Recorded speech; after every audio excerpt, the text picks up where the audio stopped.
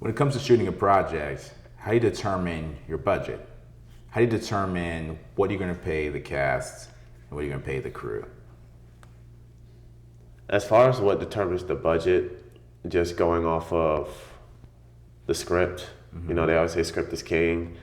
What do you already have that's in the script? What's accessible to you already, and what's going to cost, location, all that stuff, props.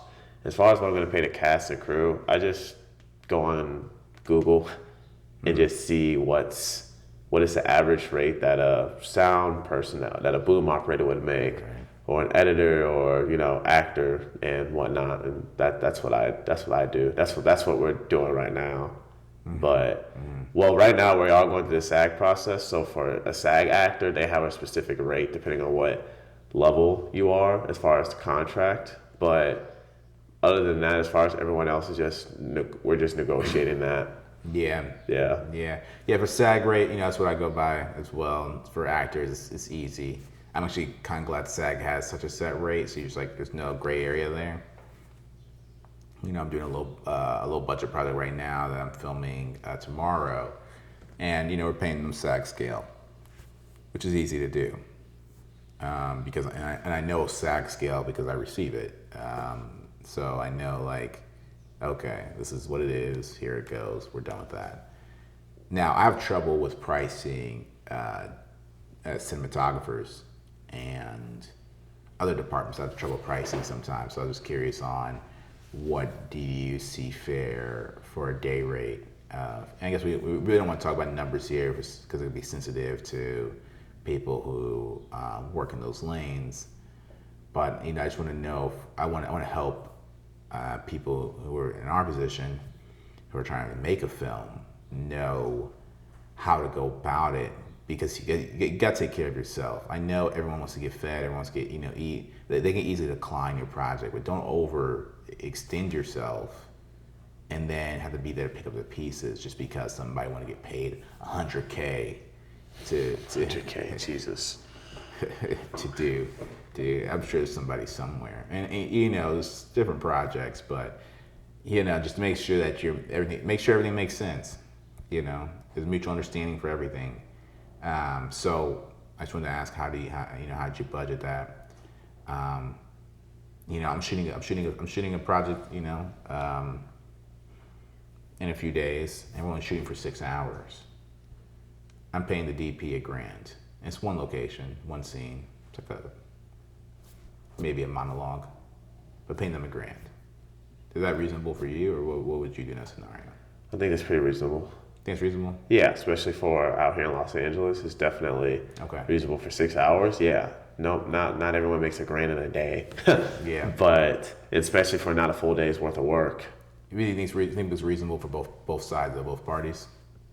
Yeah. More reasonable for him, I would say. More in his favor. Yeah, definitely more in his favor because he's not working 8 hours. He's only working 6. Yeah, he's working 6. Yeah, so like I said, it's not a full day, but you're trying to get the project done. You're trying to get it finished. Something I didn't realize with cinematographers is that not only do you have to pay their day rate, but you also have to pay their kit fees as well. And that's what I'm going through with my project right now. I just didn't know that was a thing. I'm still learning, which is great to know. Now for future reference, now I always know that cinematographers come with kit fees. For instance, their cameras, if they don't have their cameras. Yeah. I guess that whole process to me is still confusing. But because when I made my first short film, I just used my camera. We just used my camera at the time. I had 4 different lenses. I had a 24, I had a 50, a 35, and an 85. Yeah. And that's enough to make a feature. It's a sensitive topic, to some degree, just because, we still work in this industry. We still hire people. I'm gonna carry on with it. Sorry to interrupt your. No, you're good. I was just saying it was just kit fees, just something I just didn't know. Right, and I want to say this. I've hired 2 DPs recently. Both of them are fantastic, and the second one was a black cinematographer. It's funny how we look at things differently because this guy has the red. He has the red. He has the ARRI. He has all these cinematic cameras, cinematic lenses, and I just said, hey, make sure we need to make sure everything's included. for this set amount. No rentals, nothing. Do you have equipment? And do you have all your equipment on hand? He's like, of course I have all my equipment on hand. So all right, let's go. And he's like, okay, I have this lens. This lens is super sharp. We're gonna use the red. We're gonna use all this. And so it's funny with like the African American cinematographers, they're not on the kit fee thing. You know what I mean? Like we see it as you're hiring me and the equipment type of thing. Not two separate things. Not two separate things. And I've noticed with it's case by all these are case by case basis. Yeah. So that's the first time I've heard of a kit fee. Now I've spoken to somebody who says we're gonna need rentals, but they tell me on the very front. Mm-hmm. But it's never something that we find out other than up front before the hiring process. It's a conversation before hiring that happens. And so it is a case by case basis. That's what we're talking about today on this episode because it's a gray area. And you don't want to have people feeling cheated, but at the same time, you can't spend too much time caring about what they want. I think about that for myself. As an actor, I want to get paid SAG scale. I want to get paid $5,000 to do a shoot. But same time, I'm okay if that, I don't get paid $5,000 to work for 2 days or 3 days. Those are all wants. Like, what do you need? What do you deserve? That's a different conversation. How many seats how many tickets are you going to sell, right? Let's start asking actors that when we start, determining what we're going to, pay out above SAG. Mm-hmm. Like, how many sales are you going to bring back to us? Because this is a business, and you're doing people a disservice by not teaching them the business aspect.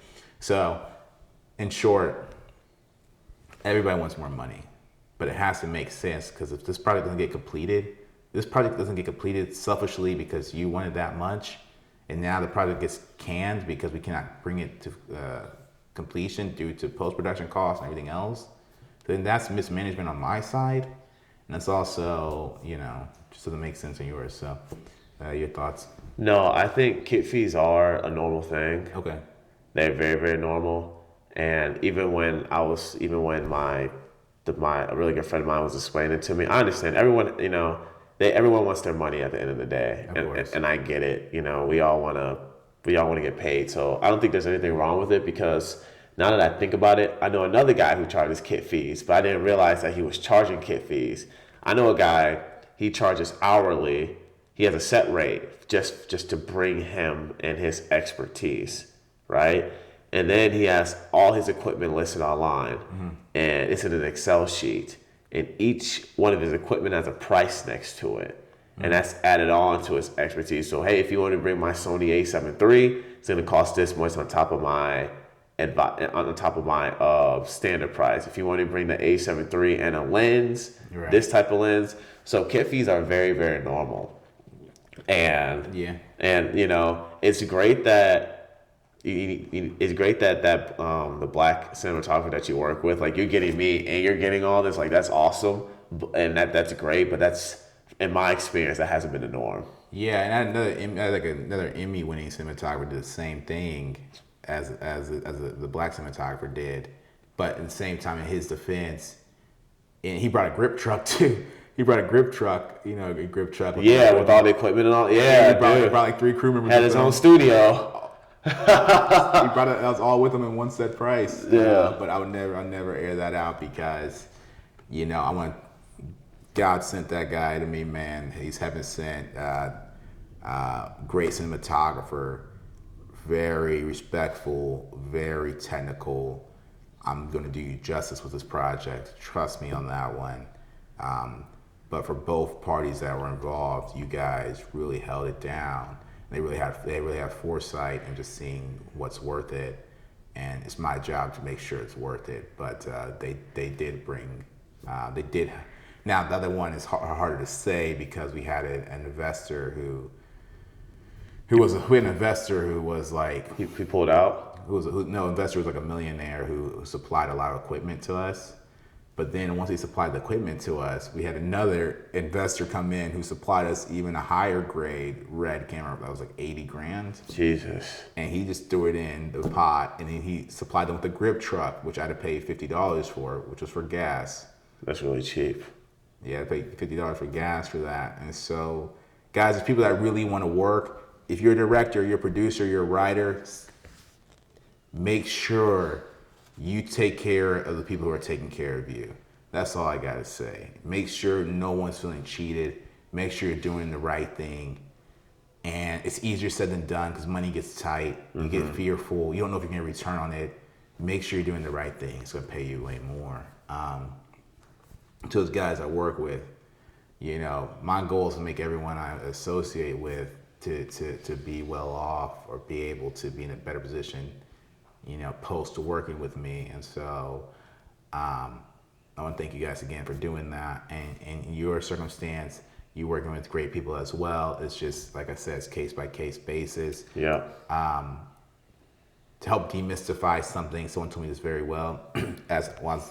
I'm also a musician, but someone told me to on my website to make a panel on my website for prices and keep it as a private page. And as soon as someone asks me about prices for like when I'm doing venues or I'm doing shows, just send them that link to my page, and so they see it, and so they know that you're not making up a price on whim notice.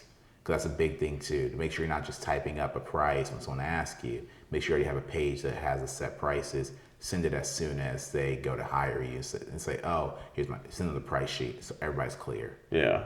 Because if not, they feel like you're trying to play a ball game with them to see how much you can get, type of thing. It's funny that you say that because I know a guy, he has a boxing gym in this place in California. It's like Central California. It's an hour and a half from here. And he said the Paul brothers, they went to his gym for a month.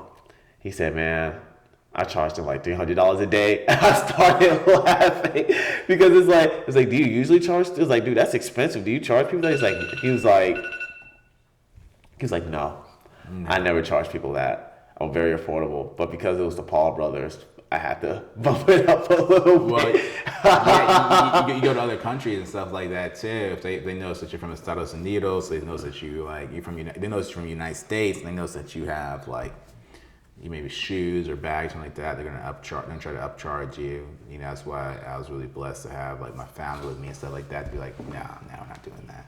They're like, oh damn it. They get upset. They get upset with you because there's people around you who know better. Well, that's kind of how it is in Hollywood or in this industry in general. People will gauge your price based off of your name, and the bigger your name gets, the harder it's going to be for you to get a reasonable price. Yeah. You know, but you might not need it as much then. But guys, the pricing thing is always it's a case by case basis. But to make people feel more confident in your price point, I already have a pre-designed sheet. Like I already have something ready to go and be sent. Because the sooner you send that, the less they think that you're playing this negotiating game, and the less that they feel like they could have got you. You know, less they feel like they were cheated on some end or some front. Final thoughts? No. This is Black Hollywood.